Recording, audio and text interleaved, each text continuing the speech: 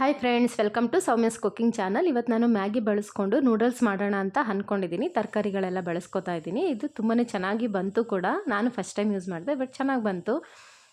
ತರಕಾರಿಗಳು ಇದೆಲ್ಲ ಹಾಕಿದ್ರಿಂದ ಸೇಮ್ ಸ್ವಲ್ಪ ಇದು ನೂಡಲ್ಸ್ ಥರನೇ ಟೇಸ್ಟು ಕೂಡ ಅನ್ನಿಸ್ತು. ಇದಕ್ಕೆ ನಾನು 3 ಮ್ಯಾಗಿ ತೊಗೊಂಡಿದ್ದೀನಿ. ಏನು ಮ್ಯಾಗಿ ಪ್ಯಾಕೆಟ್ಗಳು ಬರುತ್ತೋ ಅದನ್ನೇ 3 ತೊಗೊಂಡಿದ್ದೀನಿ. ಹಾಗೆ ಅದರಲ್ಲಿ ಏನು ಕೊಟ್ಟಿರ್ತಾರೆ ಮಸಾಲೆ, ಅದನ್ನು ಕೂಡ ನಾನು ಯೂಸ್ ಮಾಡ್ಕೋತೀನಿ. ಈಗ ಅದಕ್ಕೆ ನಾನು ತರಕಾರಿಗಳನ್ನ ಆ್ಯಡ್ ಮಾಡ್ಕೋತೀನಿ. ಬೀನ್ಸ್ ತೊಗೊಂಡಿದ್ದೀನಿ, ಅದನ್ನು ಮಧ್ಯಕ್ಕೆ ಕಟ್ ಮಾಡಿ ಸ್ಲೈಸ್ ಆಗಿ ಕಟ್ ಮಾಡ್ಕೊಂಡಿದ್ದೀನಿ, ಯಾಕೆಂದರೆ ಒಗ್ಗರಣೆಯಲ್ಲಿ ಬೇಗ ಬೇಯುತ್ತೆ ಅಂತ. ಕ್ಯಾರೆಟ್ ತೊಗೊಂಡಿದ್ದೀನಿ, ಅದನ್ನು ಕೂಡ ಉದ್ದುದ್ದಕ್ಕೆ ಕಟ್ ಮಾಡ್ಕೊಂಡಿದ್ದೀನಿ. ಮತ್ತು ಈರುಳ್ಳಿ, ಟೊಮೆಟೊ ತೊಗೊಂಡಿದ್ದೀನಿ, ಕ್ಯಾಪ್ಸಿಕಮ್ ತೊಗೊಂಡಿದ್ದೀನಿ, ಹಾಗೆ ಕರಿಬೇವು ತೊಗೊಂಡಿದ್ದೀನಿ. ಮತ್ತು ಶುಂಠಿ ಬೆಳ್ಳುಳ್ಳಿ ಪೇಸ್ಟು ನಾನು ಮನೇಲೇ ರೆಡಿ ಮಾಡ್ಕೊಂಡಿದ್ನಲ್ಲ ಅದನ್ನೇ ತೊಗೋತಾ ಇದ್ದೀನಿ, 1 ಸ್ಪೂನಷ್ಟು. ಮತ್ತು ಕಾಳುಮೆಣಸು ಅರ್ಧ ಸ್ಪೂನಷ್ಟು ಚೆನ್ನಾಗಿ ಕುಟ್ಟಿ ರೆಡಿ ಮಾಡಿ ಪೌಡರ್ ಮಾಡಿ ಇಟ್ಕೊಂಡಿದ್ದೀನಿ. ನಾನು ಇಲ್ಲಿ ಯಾವುದೇ ಸಾಸ್ಗಳನ್ನ ಯೂಸ್ ಮಾಡ್ತಾ ಇಲ್ಲ, ಹಾಗಾಗಿ ನಾನು ಟೊಮೊಟೊ ತೊಗೊಂಡಿದ್ದೀನಿ.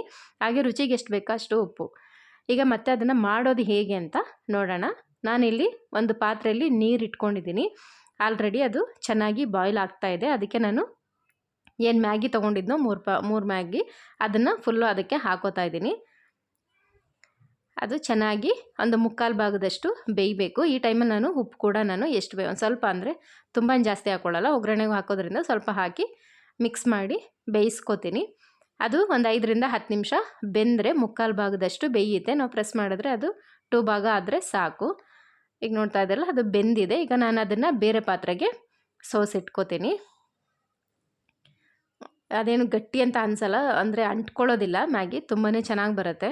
ಇಲ್ಲಾಂದರೆ ನೀವು ಕೆಲವರು ಬೇಕಾದರೆ 1 ಸ್ಪೂನಷ್ಟು ಆಯಿಲ್ ಕೂಡ ನೀವು ಆ್ಯಡ್ ಮಾಡ್ಕೋಬೋದು. ಯಾವಾಗ ಮ್ಯಾಗಿ ಬೇಯ್ತಾ ಇರುತ್ತೋ ಆವಾಗ ಅದು ಇನ್ನೂ ಅಂಟೋದೇ ಇಲ್ಲ, ಚೆನ್ನಾಗಿರುತ್ತೆ. ಈಗ ನಾನು ಅದನ್ನ ಒಗ್ಗರಣೆ ಮಾಡ್ಕೊಳ್ಳೋಕ್ಕೆ ಪಾತ್ರೆ ಇಟ್ಕೋತಾ ಇದ್ದೀನಿ. ಈರುಳ್ಳಿ ಹಾಕೋತಾ ಇದ್ದೀನಿ, ಒಂದು ಮೀಡಿಯಮ್ ಸೈಜಷ್ಟು ಈರುಳ್ಳಿ ತೊಗೊಂಡಿದ್ದೆ. ಹಾಗೆ ಕರಿಬೇವು ಕೂಡ ನಾನು ಸೇರಿಸ್ಕೋತಾ ಇದ್ದೀನಿ. ಅದನ್ನು ಚೆನ್ನಾಗಿ ಫ್ರೈ ಮಾಡಿಕೊಂಡು ಇವಾಗ ನಾನು ತರಕಾರಿಗಳು ಏನೇನು ತೊಗೊಂಡಿದ್ದೆ ಅದನ್ನು ಹಾಕ್ಕೋತೀನಿ. ಹಾಗೆ ಸ್ವಲ್ಪ ಶುಂಠಿ ಬೆಳ್ಳುಳ್ಳಿ ಪೇಸ್ಟು ಸೇರಿಸ್ಕೊಂಡು ಹಸಿ ವಾಸನೆ ಹೋಗೋವರೆಗೆ ಚೆನ್ನಾಗಿ ಫ್ರೈ ಮಾಡ್ಕೋತೀನಿ. ಇವಾಗ ನಾನು ಕ್ಯಾಪ್ಸಿಕಮ್ ಹಾಕ್ಕೋತಾ ಇದ್ದೀನಿ. ಒಂದೊಂದೇ ತರಕಾರಿಗಳನ್ನ ಹಾಕ್ಕೊಂಡು ಒಂದು ಸೆಕೆಂಡು ಫ್ರೈ ಮಾಡಿಕೊಂಡ್ರೆ ಆಯಿತು. ಮತ್ತು ಕ್ಯಾರೆಟು, ಬೀನ್ಸು ಅದನ್ನು ಕೂಡ ಸೇರಿಸ್ಕೋತಾ ಇದ್ದೀನಿ. ತುಂಬ ಚೆನ್ನಾಗಿ ಇದಾಗುತ್ತೆ. ಹಾಗೆ ರುಚಿಗೆ ಎಷ್ಟು ಬೇಕಷ್ಟು ಉಪ್ಪು ಕೂಡ ಸೇರಿಸ್ಕೋತೀನಿ. ತರಕಾರಿಗಳಲ್ಲಿ ಬೇಯುವಾಗ ಉಪ್ಪು ಹಾಕ್ಕೊಂಡ್ರೆ ತರಕಾರಿಗಳು ಕೂಡ ಚೆನ್ನಾಗಿ ಉಪ್ಪು ಹಿಡಿಯುತ್ತೆ. ಹಾಗಾಗಿ ಈಗ ನೋಡ್ತಾ ಇದ್ದೀರಲ್ಲ, ಚೆನ್ನಾಗಿ ಸ್ವಲ್ಪ ಹಾಫ್ ಬಾಯ್ಲು ಬೆಂದ ಮೇಲೆ ನಾನು ಟೊಮೊಟೊ ಏನು ತೊಗೊಂಡಿದ್ದೆ, ಅರ್ಧ ಟೊಮೊಟೊ, ಅದನ್ನು ಕೂಡ ನಾನು ಸೇರಿಸ್ಕೋತಾ ಇದ್ದೀನಿ.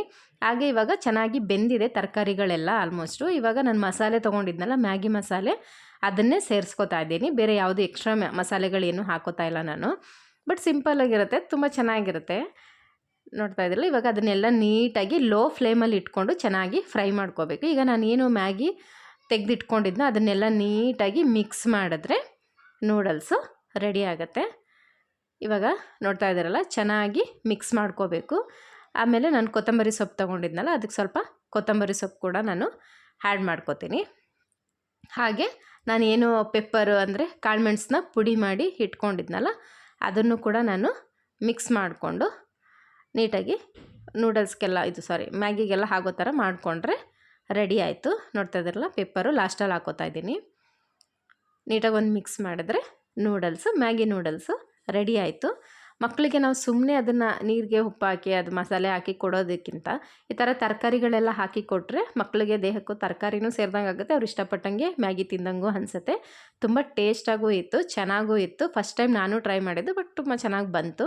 ನಿಮಗೆಲ್ಲ ಲೈಕ್ ಆಗಿದ್ದರೆ ಶೇರ್ ಮಾಡಿ, ಸಬ್ಸ್ಕ್ರೈಬ್ ಮಾಡಿ. ಮತ್ತು ನೆಕ್ಸ್ಟ್ ವೀಡಿಯೋದಲ್ಲಿ ಸಿಗ್ತೀನಿ ಫ್ರೆಂಡ್ಸ್.